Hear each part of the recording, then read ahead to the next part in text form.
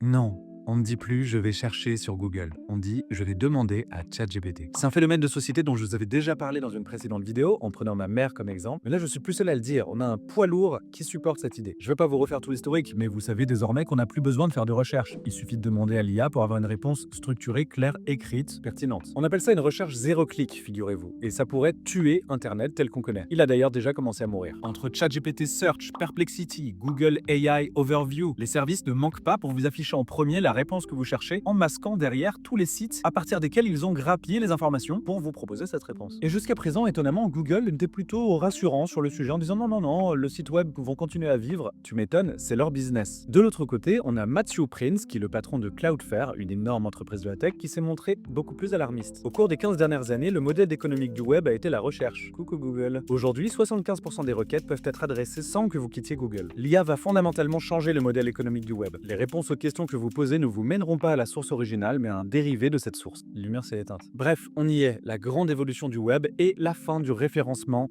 tel qu'on le connaissait. J'ai même l'impression que d'ici 2026, tout le monde aura switché à la recherche zéro clic. Une IA te donne une réponse beaucoup plus efficacement qu'un moteur de recherche. C'est comme ça. On en parle depuis longtemps sur cette chaîne, mais en fait, j'aimerais savoir ce que vous en pensez. Est-ce que vos habitudes de recherche ont changé à vous? Que vous demandez plus régulièrement à l'IA? Est-ce que vous utilisez toujours Google? Est-ce que vous utilisez toujours les pages jaunes? Est-ce que vous utilisez Siri? Bref, dites-moi si vous y croyez à cette mort du web et à quel point vos habitudes ont déjà changé. Pour ma part, elles ont énormément changé, je dois l'admettre. Je vous fais des bisous et je vais essayer de faire remarcher ma ring light. Gros bisous.